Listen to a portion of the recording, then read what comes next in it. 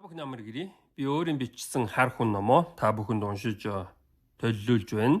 16 дугаар бүлэг чөтгөр 1-р хэсэг. За монгол хэлний чөтгөр гэсэн үгэн дээр ирсэн байна. Монгол хэл гэж байх бөгөөд энэ хэлэнд монгол бурхад оршноо. Нэг нь чөтгөр гэж байна.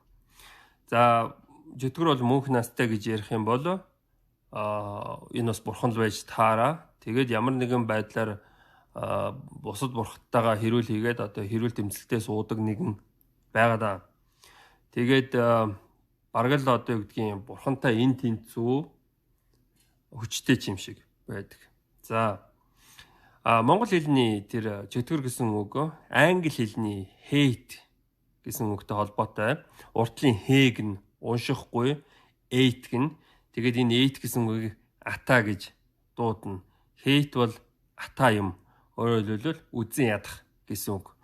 Атаатан гэвэл дайсан, эртний дайсан. Ер нь уламжлалт дайсан. Манай үндэстний хэлийг ингээл устгах гэдэг уламжлалт дайсан бол манай өмнөд хурш байсаар л ирсэн. Ядаргаатай. Дандаа ингээд нэг энэ зэрлэгүүдийнхээ хувцсыг өмсгөө болооч.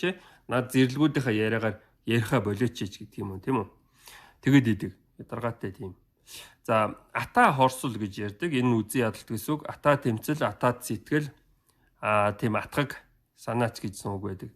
За атгаг гэсэн үг нь болохоор далд үзлийг баримталсан дотоод санаа. Өөрөөр хэлбэл энэ санаагаа нуудаг гэсэн юм ярих гэдэг. Хоёр нь сэтгэлд сэжиг төрж таслан чадахгүй тэнэгэлзэх санаа гэж байна. Энэ таслан чадахгүй гэж байна. Энэ үгэн дээр анхаараарай тодолцсон байна. Нэгэнт энэ атгах гэсэн юм сэтгэлд чинь орсон бол та үүнийг одоо хайж чадахгүй гэх гэдэг. Шалтгаан нь тэр 3 дээр байна. Дотоо өшөө хорсол, өөртөлсөн санаа, атгаг санах, атгаг авах, дотроо хорсох, гомдох зэргээр нийцгүй муу санаа агуулах, насаараа гомдчихсон. Тийм үү? Тэр гомдох сэтгэл таны дотор тэр тасалж чадахгүйгээр тэгээд одоо ургацсан. Таслан гэж шүү дээ.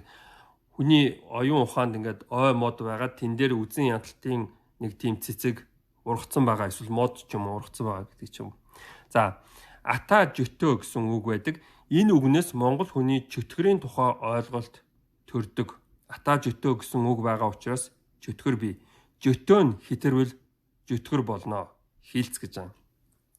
Би юу н ягаад ийм эртнээсээ хот чөтгөр юм болоо гэж та нар бодж байсан уу гэж байна. За чөтгөр яа цэвлийн толин дээр тайлбар байгаа. Шашны мухар сүсгийн үүднээс далдуур хорлох чадaltaй гэдэг хий юм гэж байна. Жөтөө гэсэн юм дээр хин нэгэн болохын тулд жөтөө ир гэж залгана. Хүн гэсэн үг шүү дээ. Ирнэ тийм үү?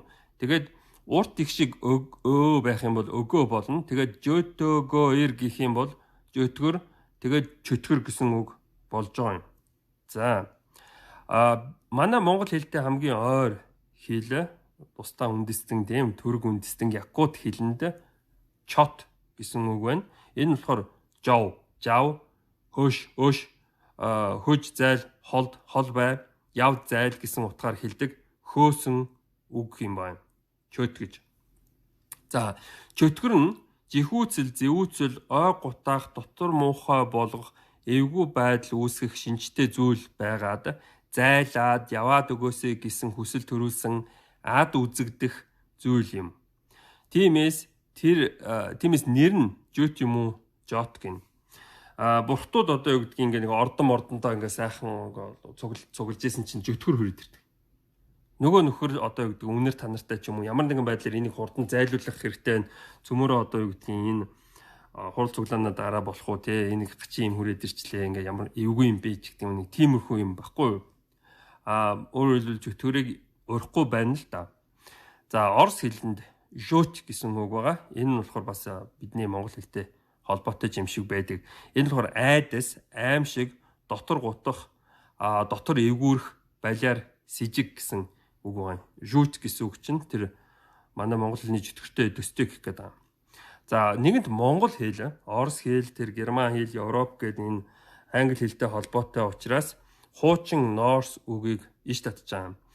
Хуучин Норс хэлэнд жотнаар буюу жөтнаар жөтүн гэсэн үг байдаг.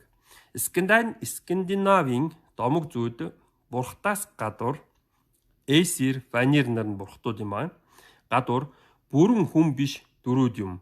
Жишээ нь чонын толгойтой ч байдаг юм уу, үхрийн толгойтой ч байдаг юм уу, эсвэл гар бие нь ямар нэгэн амьтных байдаг ч юм уу. Тийм бол тэдгээр зүйлс болохоор бурхан биш, чөтгөрүүд юм аа гэх гээд. Яагаад араатын амьтад чөтгөрт тооцогддог нь ойлгомжтой юм. Логикоор бодох юм бол яагаад араатын амьтан чөтгөр юм бэ гэж байна. Энэ дэлхий дээр араатын амьтад өршөөлгүй, зүрх сэтгэлгүй мэт алж идэх чадвараа хөгжүүлсээр ирсэн ойн баавгай, чон үнэг, цөм аюултай чөтгөрүүд юм. Одоо хүүхэд чинь ойн захад тоглож исэн чинь нэг чон барид ичиж байгаа байхгүй юу? Тэнгууд таны сэтгэлд одоо юу гэдгийг гомдох тэр атгаг сэтгэл мөнхөд оршин, тэгээд та юу гэдгийг чон харуулал барьж авч алах гад байдаг тийм одоо хорон санаатан болж хувирна. Тэгэхээр тэр сэтгэлд тэр төрсөн зүйлийг та тастаж чадахгүй, буцаад тэр чоннуудыг одоо хайрлаж чадахгүй гэсэн юм ярих гээд байна. Тэгтээ бас тэгж амар юу гэдэг уучилдаг одоо би байгалийн нэг хэсэг ч гэдэг юм тэгж боддог хүн байж болох юм. Гэтэл одоо хүүхдийг чи идэх учраас энэ ойд байгаа бүх чоныг би алж устгаал сэтгэл минь амарна гэсэн маягаар байдаг. За тиймээс араатны дүртэй бурхад бүтээгээд түүнийгээ бурхан шүтэн гэж ярьж сууга овг амиг улс хүмүүс байх юм бол герман хүмүүсийн хувьд тэд нар бузар юм. Одоо ингээд бурхтыг харсан чинь амьтны толгойтой. Яадаг муу бузрууд вэ, тийм үү? За хуучин Орс, Жотун болон хуучин англи хэлний Йотин энэ прото-герман этуназаас гаралтай. Этуназ нь прото-герман хэлний этнан буюу хаалтан дотор идэхтэй утгын холбоотой тул хоёр үгийн хооронд хамаарал бий гэж филиологч Владимир Орел үздсэн гэж байна. Вики дээр нэг тийм сонин их ойлгомжгүй үг байна тийм үү? Жотун одоо гэсэн үг нь монгол хэлний идэх гэсэн үгтэй холбоотой гэж энд ярьж байна. Энд хуучин англи хэлний Йотин гэсэн үг монгол хэлний ядар гэсэн үгтэй төстэй ч юм шиг. За бусдыг уншаад явах уу?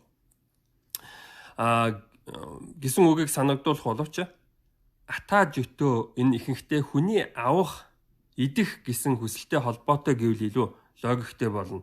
Хүн ингээл би авсангүй тэр ингээд тулгаалчлаа ингээл баахан ата жөтөө болоод байдаг. Энэ бүхэн нь болохоор шуналтай холбоотой. Би авсангүй, би идсэнгүй тэд нэр илүү авчлаа, ингэчлээ тэгчлээ гэсэн юмнаас л баахан ата жөтөө байгаа юм шиг байдаг. За англи хэлний eat гэсэн үг мэдээж монгол хэлэнд eat гэж байгаа. Ate гэсэн үг нь болохоор манай монгол хэлэнд идсэн гэсэн маягаар байгаа. Гэтэл чи энэ ата байж маадгүй ч гэдэг юм уу тий. Said буюу цадгалан гэсэн үг бас байж идэг. Ямар нэгэн байдлаар тэр дундлын eat гэсэн үг байхгүй байгаа. За монголжуу гэсэн сайхан үг байдаг. Хинэггүй даруухан ата жөтөө багтай хятадууд шиг зуумтгай биш, ойрдууд шиг юмыг үнэгүй зүгээр авах ёстой юм шиг яндагнуур айштай биш. Би одоо ойрд хүн би ингээл энд одоо юу гэдгийг надтай жоохон хүндэтгэлгүй харьцаад байна ч гэсэн маягтай нэг юм сонирхч юм ааштай хүмүүс байдаг. За чөтгөр гэсэн үгийн одоо нууцаар хорлох, нүдэнд харагдахгүй гэсэн тодорхойлтууд нь мухар сүсэг биш юм. Ийм зүйл хорвоо дээр элбэг бодтой. Чөтгөр ганцаараа биш, чөтгөр олон хүүхэдтэй гэж манай монгол хэлний домог зүйд байдаг. Ийм зүйл байхгүй гэж маргах хүн мухар, сохор юм. За атгаг гэсэн үгийг сануулж байгаа юм. Хорон муу далд үзлийг баримталсан дотоод санаа гэсэн үгийг сануулад энэ зураг тавьсан байна. Ингээл туулаа одоо нэг юм панда шиг туулаа ингээл инээж ханаагаал тэгэл жижигхэн ой амьтдтай ингээл дуулж муулаад байсан чинь гинт нөгөөдөл чинь дайраад одоо юу гэдгийг зодоол түлхүүрийг нь төрөвчийг ингээл аваад дэрэмтчихэж байгаа хгүй. Тэнгуут чи ингээл гинт одоо юу гэдгийг хорвоогийн сайн сайхан алга болчихж байгаа. За энэ зургийн доодох тайлбар нь 2016 Рейн Пежлоугийн комик Ром хүн эзэнт гүрнээ сүм болгосон, Монгол хүн эзэнт гүрнээ түүх болгосон, Британи хүн эзэнт гүрнээ банк болгосон гэдэг гэж байна. За энэ ямар учиртай вэхээр энтгэгдэх Монголын эзэнт гүрэн буюу Монголын эзэнт гүрнийг Британий эзэнт гүрэн одоо эзлэн авч түүх болгосон байдаг. Тэгээд эхлээд яадаг вөхөр жижиг сажиг одоо юу гэдгийг бомбтуудаа барьсан тэр гаран дээр нь сууж байгаа шуунууд чиг тэгэл жоохон худалдаа 8 хийж явах шинжтэй байсан.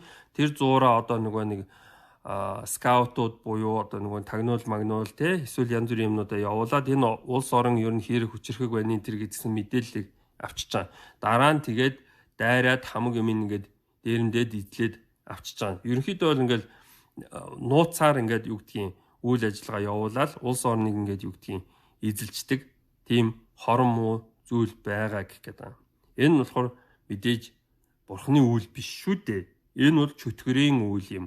Бид нэр авах идэх ёстой. Тийм учраас бид нэр энэ ийм хорон зүйл нууцаар хийцгээж байна гэж. За өнөөдрийн үед ийм байна. Анхаарал тавьсанд баярлалаа.